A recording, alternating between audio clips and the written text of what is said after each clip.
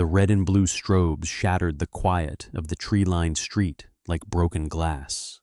To Officer Carter Evans of the Oak Ridge Township Police Department, the black couple in the late-model luxury SUV looked like an easy score. An opportunity to remind someone who still held the power on a slow weeknight in the wealthy outer suburbs of Montgomery County, Maryland.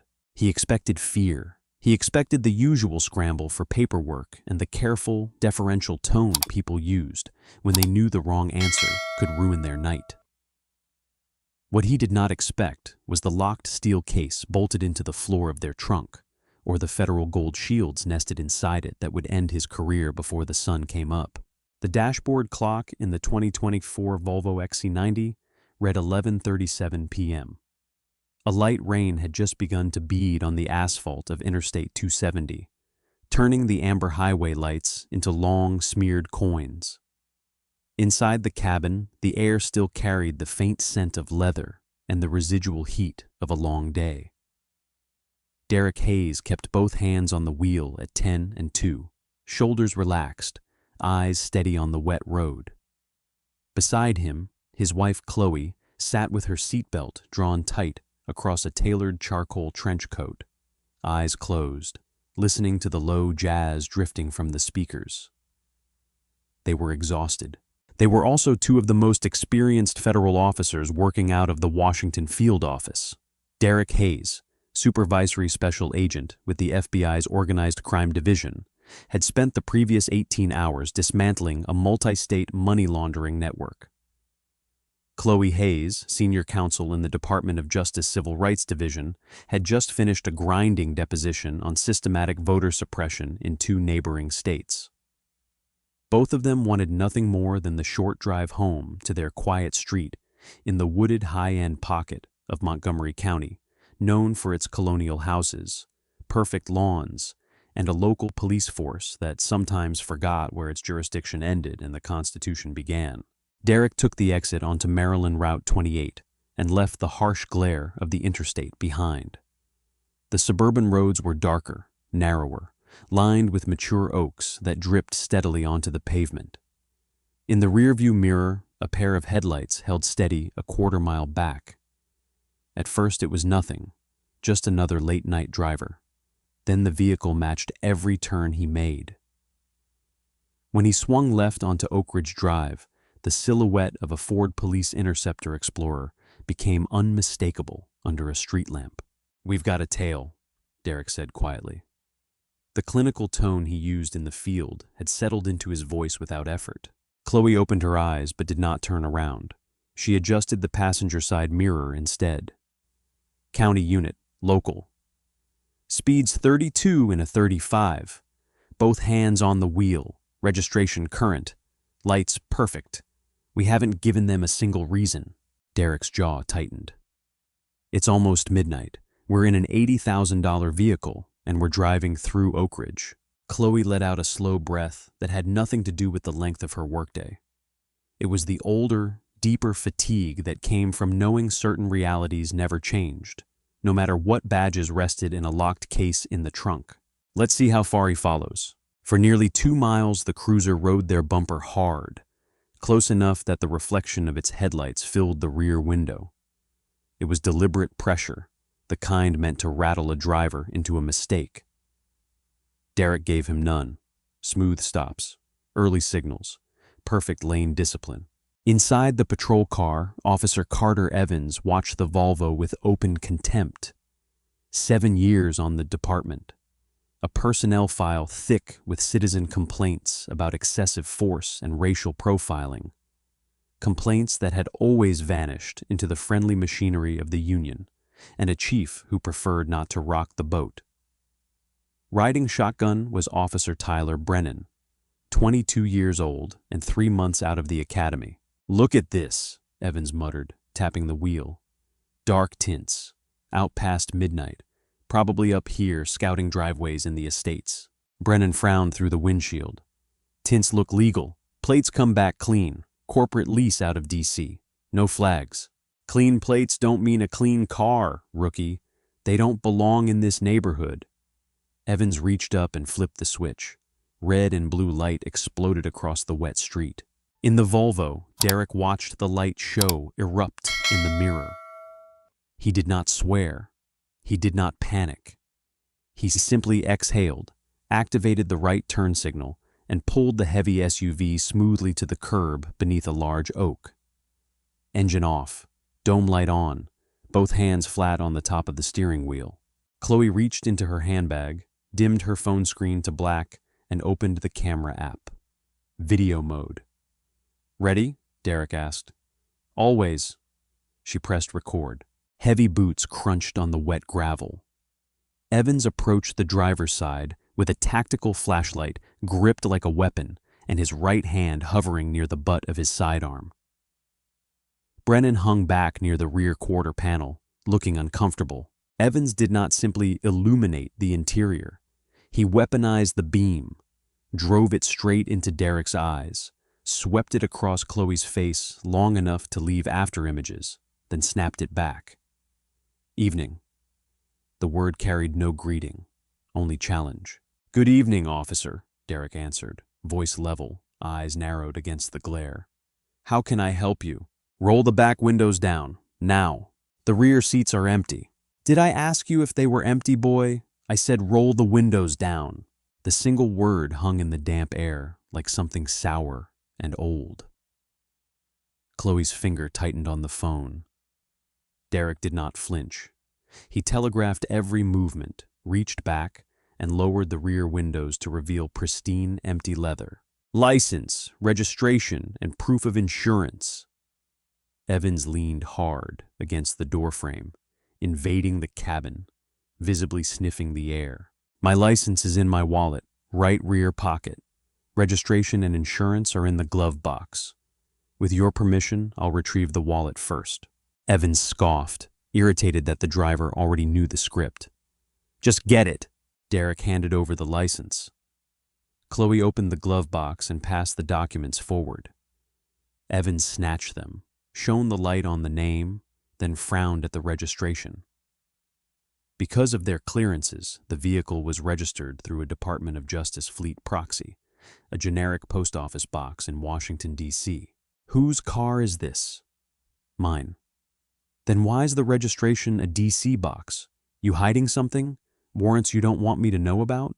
"The vehicle is registered legally in the district. We're on our way home." "Where's home?" "In this neighborhood, just up the road." Evans barked a short, ugly laugh. "Right. You people always have a story. What are you two really doing driving around Oak Ridge at midnight?" Chloe spoke for the first time, voice cold and precise. "Officer, my husband has provided every document the law requires. You have not stated the reason for this stop." Evans swung the flashlight into her face and held it there. "I don't remember asking you a damn thing, lady. Keep your mouth shut unless spoken to." Derek's voice dropped into a register that carried absolute authority. "Remove the light from my wife's face." Evans froze for half a second. Civilians were supposed to cower or shout or panic. They were not supposed to issue calm commands. The confidence radiating from the man behind the wheel short-circuited something in Evans's head and replaced it with pure fury. "Are you giving me orders?" His hand dropped to the retention strap on his holster. The snap of the release was loud in the quiet night. Behind the car, Brennan stepped forward, face pale. "Carter, back off, Tyler." Evans turned back to Derek. "Step out of the vehicle. Under what legal justification? I have committed no crime and I pose no threat. Pennsylvania vs. Mims gives me the right to order any driver out for officer safety. Now get out before I drag you out." Derek knew the case law. Evans was correct about the Supreme Court ruling, even if every premise of the stop was fabricated. Refusing would only hand the officer the escalation he wanted. "I am stepping out of the vehicle," Derek said clearly, for the camera. "I am unbuckling my seatbelt. My hands are empty." He opened the door and stood. At 6'3", he towered over Evans's stocky 5'9" frame. The physical difference only made the officer more aggressive. "Turn around, face the car, hands on the roof." Evans shoved him hard between the shoulder blades. Derek complied, palms flat on the rain-slicked metal. Evans kicked his legs apart and began a rough, invasive pat-down, chest, waist, inseam, looking for any excuse. He found nothing and looked disappointed. Then he twisted Derek's left arm behind his back, and the steel cuffs clicked shut. "Officer Evans," Derek said, voice still level. "I am now detained in handcuffs. I do not consent to any search of my person, my property, or my vehicle." "You don't dictate terms here." Evans hauled him backward to the curb. "Sit down." Inside the car, Chloe kept the camera angled perfectly. "Officer, why is my husband in handcuffs?" Evans stormed to the passenger side and ripped the door open. "Get out." "Am I being detained?" "You're about to be arrested for interfering if you don't get your ass out of that car right now." Chloe stepped out smoothly, never breaking eye contact, never lowering the phone. "Put the phone down." She took a precise half-step back. "First Amendment, officer. I have a constitutionally protected right to record police activity in a public space. Touch my phone, and you violate federal civil rights law." The mention of federal law made Evans hesitate for a fraction of a second before ego crushed the doubt. "Sit on the curb next to him." Chloe walked over and sat gracefully beside her husband. A porch light flicked on 2 houses down. Blinds parted. Someone was watching. Brennan approached Evans in a frantic whisper. "Carter, what are we doing? No warrants. Nothing on him. Let's write a warning and cut them loose. This doesn't feel right." "Shut up and watch my back. I know these types. They're moving something. Drugs, cash, something. Nobody drives a car like that with ghost registration unless they're hiding something. You can't search without a warrant or consent." He denied consent. Evans gave him a conspiratorial grin. "Are your sinuses stuffed, rookie?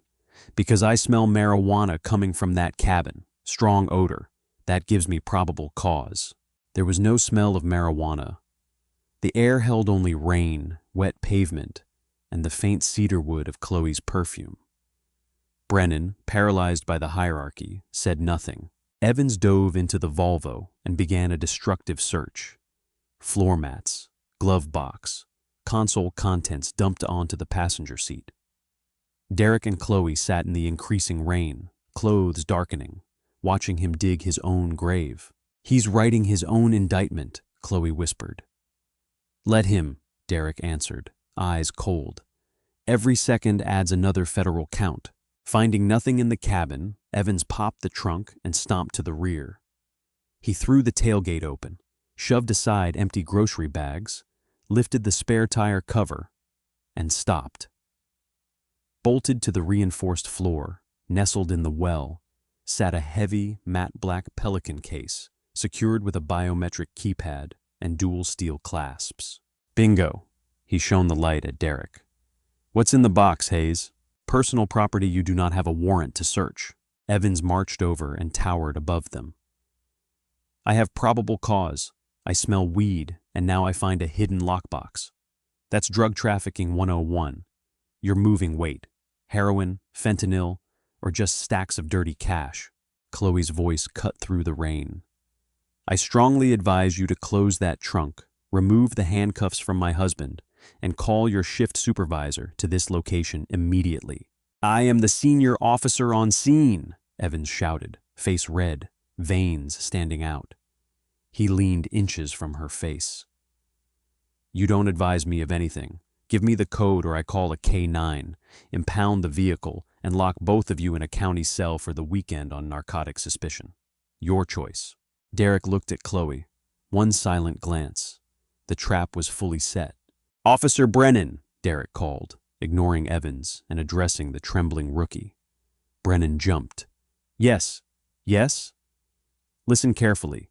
You are currently witnessing your training officer commit multiple felony civil rights violations under Title 18, United States Code, Section 242, deprivation of rights under color of law.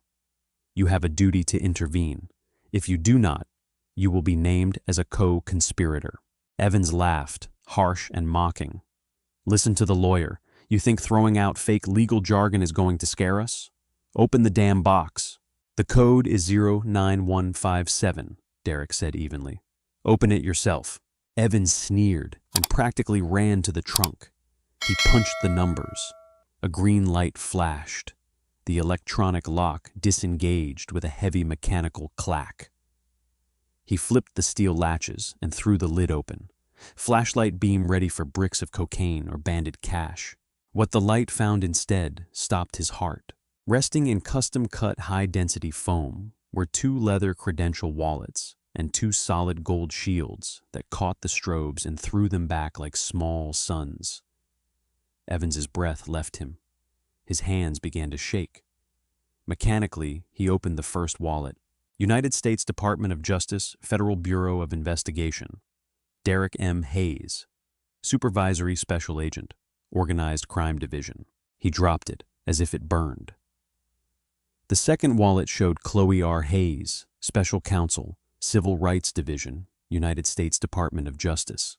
The rain kept falling. Evans no longer felt it. The swagger drained out of his body in seconds, replaced by a cold that reached his bones. In 20 minutes, he had fabricated a stop, used racial slurs, assaulted a federal agent, detained a DOJ prosecutor, and conducted a warrantless search of a vehicle containing classified government property. "Carter?" Brennan's voice cracked from the darkness. "Carter, what is it? What's in the box?" Evans could not answer.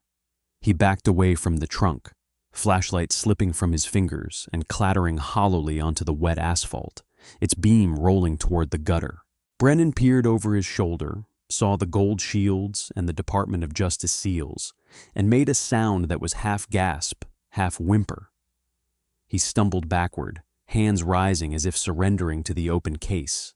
"Oh my God, Carter, what did you do?" Derek's voice was no longer that of a compliant civilian. It was the sharp command of a supervisory special agent taking control of a hostile scene. "Officer Brennan, you have a choice, and you have 5 seconds to make it. You are an accessory to multiple federal felonies. You can go down with your training officer, or you can step over here, remove these handcuffs, and begin following my lawful orders. 1, 2, I'm taking them off. I'm taking them off, sir." Brennan sprinted to the curb, hands shaking so hard he could barely find the key on his belt. "Toby, don't," Evans croaked. "We can fix this." Chloe's laugh was sharp and without humor. "There is no fixing this, Officer Evans. Your career ended the moment you pulled us over. The only remaining question is how many years you'll spend at FCI Cumberland." The cuffs snapped open. Derek brought his arms forward, rubbed his wrists once, and stood with deliberate calm.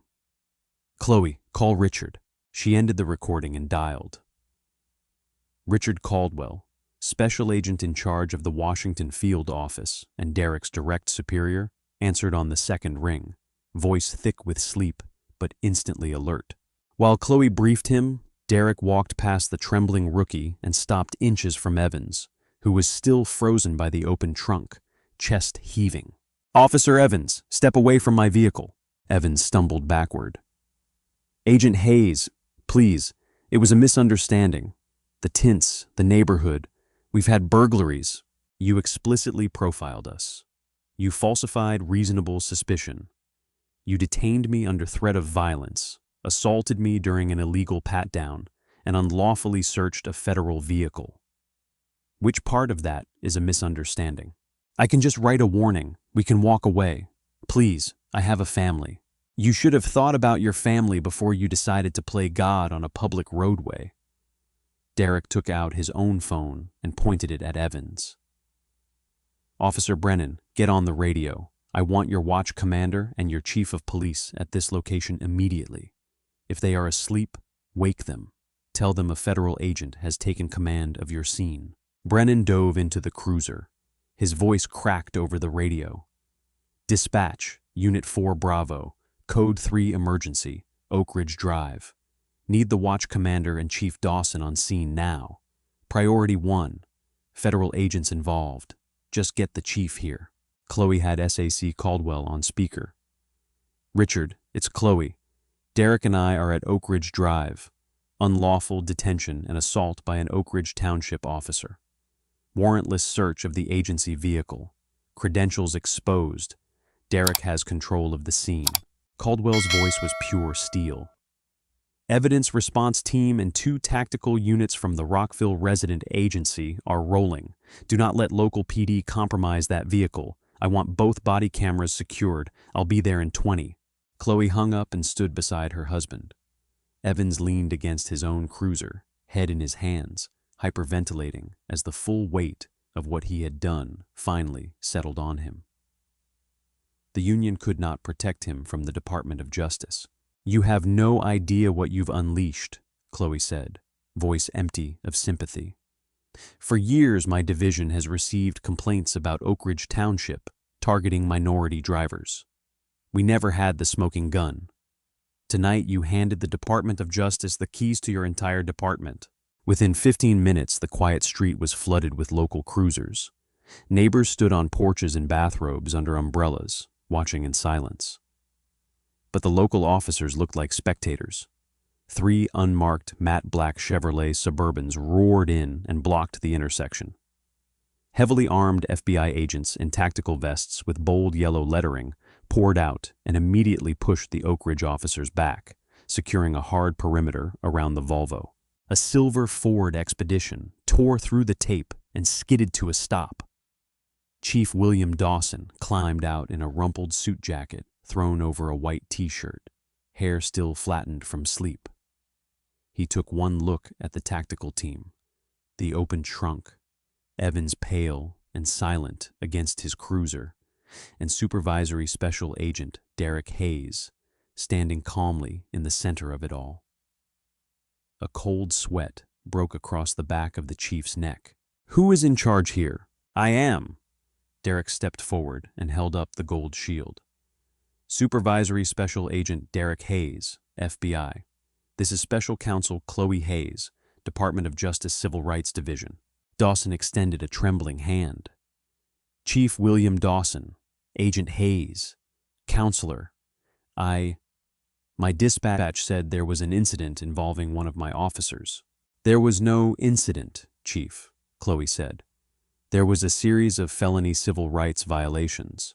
Your officer Carter Evans pulled us over without probable cause, racially profiled us, fabricated a marijuana odor to bypass the Fourth Amendment, ordered my husband from the vehicle, physically assaulted him, placed him in handcuffs, and then searched a federal government vehicle without a warrant." Dawson turned slowly to Evans. Evans could not meet his eyes. "Carter, tell me they're lying. Tell me you had probable cause." Evans said nothing. "He can't tell you that, Chief," Brennan spoke up, voice shaking but clear. "Because they aren't lying. I told him not to pull them over. The plates were clean. He said they didn't belong in this neighborhood. He made up the lane violation. He made up the weed." Dawson closed his eyes and pinched the bridge of his nose as a migraine bloomed behind them. His department was finished. The lawsuits alone would bankrupt the township. A new voice, deep and absolute, cut across the street. Special Agent in charge. Richard Caldwell stepped out of the lead Suburban, the tactical agents parting for him. "I am SAC Caldwell. Your officer unlawfully detained and assaulted one of my senior agents. Agent Caldwell, please, let me take him into custody. I'll suspend him tonight. Internal Affairs will—" Caldwell's laugh was short and without humor. "Internal Affairs? Chief, you no longer have jurisdiction over this scene. This is a federal crime scene. Your officer tampered with a vehicle containing classified DOJ material and federal property. We are taking over." He gestured. 2 agents approached Evans. "Hands on your head."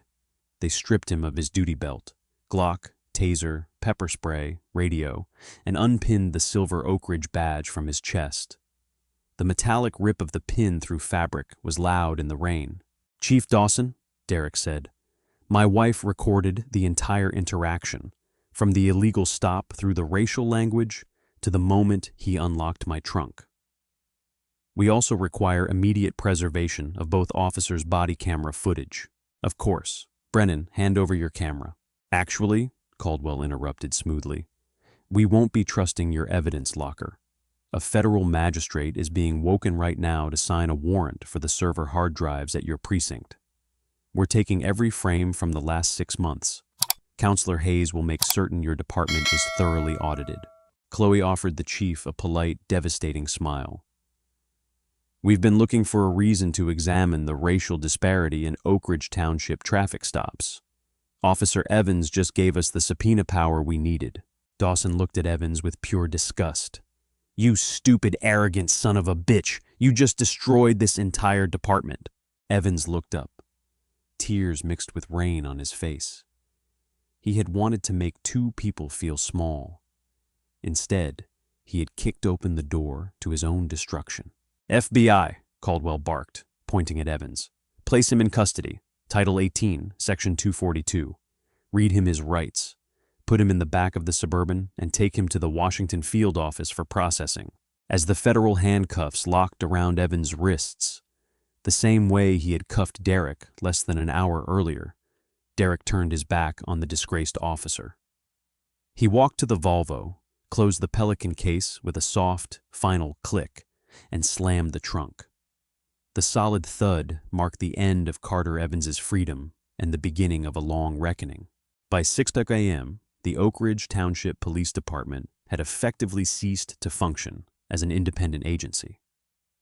36 federal agents armed with broad warrants signed in the middle of the night descended on the precinct. Evidence response teams bagged hard drives, emptied internal affairs cabinets, and seized the body camera server racks. Local dispatchers sat in stunned silence while FBI technicians mirrored their communication databases. Chloe Hayes did not go home to sleep. She changed into a crisp navy suit from the spare clothes she kept at the office and stood in the primary conference room of the Civil Rights Division with a black coffee in her hand. Across the mahogany table sat Assistant Attorney General Kristen Clark, whose reputation for uncompromising police reform work was well known inside the department. "I reviewed the footage you uploaded at 3 this morning," Clark said, eyes on the tablet replaying Evans's tirade. "Textbook deprivation of rights. What troubles me more is his absolute confidence. He wasn't afraid of being caught. That level of arrogance doesn't exist in a vacuum. It's institutional." "I agree," Chloe replied. Evans felt protected. Chief Dawson claimed ignorance on scene, but the arrival of our tactical teams panicked him into confirming he knew Evans had a history. "The rookie, Officer Brennan, is fully cooperating. He's already given a sworn statement." Clark leaned forward. "What did the rookie give us?" Chloe handed over a printed transcript. Brennan confirmed that Evans regularly fabricated the odor of marijuana to bypass Fourth Amendment protections. More importantly, he described an informal off-the-books competition among the midnight shift officers they called the Night Watch. They targeted out-of-town plates, luxury vehicles driven by minorities, and rentals, using pretextual stops to search for cash. Clark's eyes narrowed. "Civil asset forfeiture abuse." "Exactly. They seized the cash under suspicion of narcotics trafficking. Because it's civil forfeiture, the victims have to sue to get their own money back, often costing more in legal fees than the amount seized. Most people walk away. The department funnels the money into a discretionary fund for tactical gear and high-end cruisers. Evans thought Derek and I were carrying dirty money in that Pelican case." Clark's expression hardened into resolve. "I am authorizing a full pattern or practice investigation into the Oak Ridge Township Police Department. Every traffic stop, every arrest, every use of force report from the last 10 years will be audited. And as for Officer Evans, in a windowless interview room at the Washington field office, Carter Evans sat in a drab jumpsuit, hands cuffed to a belly chain, the steel table bolted to the floor. The adrenaline was long gone, leaving only hollow dread. The door opened. SAC Caldwell entered first, followed by Derek Hayes in a dark suit, expression cold and purely professional. Evans shrank back. "Agent Hayes, please." "You don't speak to him," Caldwell snapped, dropping a thick manila folder on the table. "You speak only to your attorney." who, by the way, has already reviewed the body camera footage pulled from your cruiser's local hard drive. Your union representation has advised you to accept whatever plea we offer. They are refusing to take this to trial. Evans's jaw trembled. My union? They can't abandon me. I pay my dues. Your union doesn't want the Department of Justice looking into their political action committees, Derek said flatly. You are a liability, a highly toxic, heavily documented liability. Caldwell opened the folder and began to read in a voice without mercy. Count 1, 18, USC, Paragraph 242, deprivation of rights under color of law.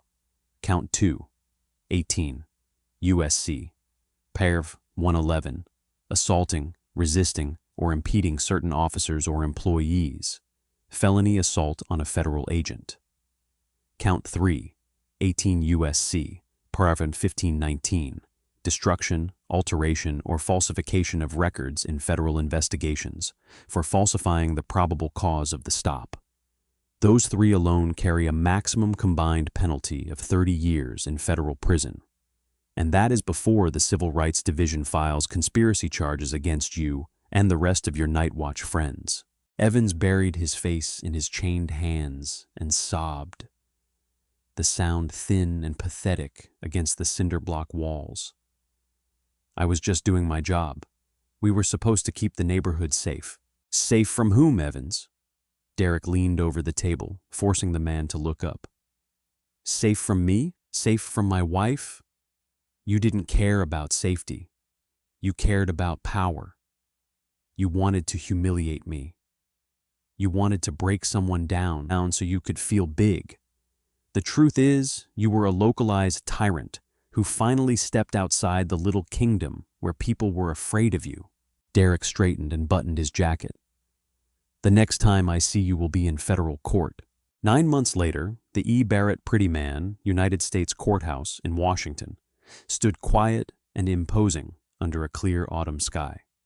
Inside courtroom 9, the air carried the solemn weight that only a federal sentencing can produce.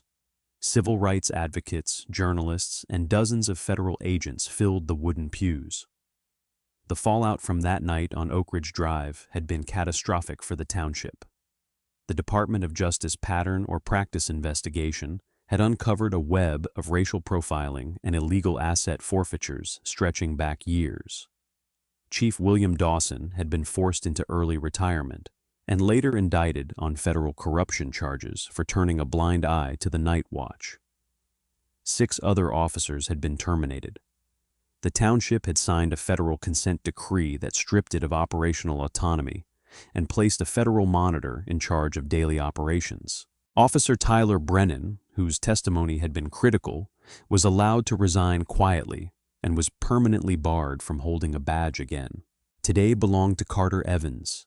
He sat at the defense table in a loose khaki prison uniform, looking gaunt and years older.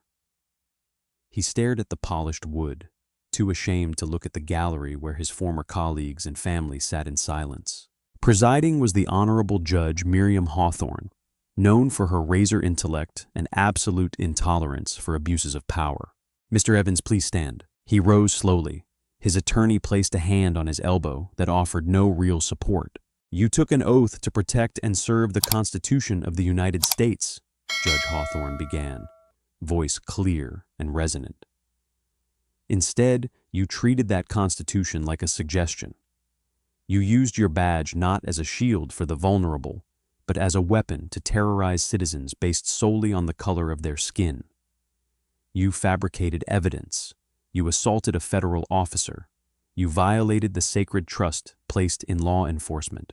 She looked toward the prosecution table where Chloe Hayes sat beside the lead assistant United States attorney. Chloe met the judge's eyes with quiet, dignified strength. In the gallery, Derek Hayes watched the man who had once called him boy tremble before the federal judiciary. The defendant has pled guilty to deprivation of rights under color of law and assault on a federal officer. The defense has asked for leniency, citing Mr. Evans's prior record of public service. I find no public service in a career built on bigotry and intimidation. A police officer who abuses his power is among the greatest threats to a free society because he destroys the public's faith in the rule of law itself. Evans closed his eyes. Carter Evans, it is the judgment of this court that you be committed to the custody of the Federal Bureau of Prisons to serve a term of 108 months, 9 years, without the possibility of parole. You are remanded to the custody of the United States Marshals. The gavel came down with the finality of a coffin lid. A collective breath left the room. Evans's legs nearly gave out. 2 U.S. Marshals took him by the arms and locked heavy steel handcuffs behind his back, the same way he had once cuffed Derek Hayes on a rainy curb. As they led him through the side door, he risked one last glance over his shoulder. Derek and Chloe stood together. They were not smiling. They were not cheering. They were simply watching a criminal be removed from society, the quiet, devastating victory of the law over petty tyranny. That evening, the air over Washington was clear and cool. Derek and Chloe drove home in the same 2224 Volvo XC90. Soft jazz played at low volume. They took the exit onto Route 28 and turned left onto Oak Ridge Drive. A police cruiser sat near the intersection, monitoring speed. It did not move. It did not pull out behind them. The officer inside simply watched them pass, acutely aware of the federal monitor now watching every move the department made.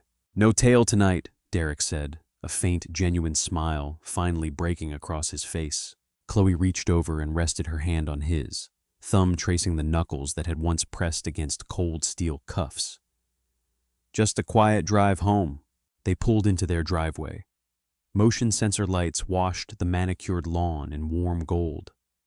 They had survived the worst a broken system could throw at them, and in surviving, they had forced that system to break open and begin the long work of becoming something better. The lockbox in the trunk remained secure, the gold shields resting silently inside. They did not need them tonight. Tonight they were simply Derek and Chloe Hayes, arriving safely home under a clear Maryland sky.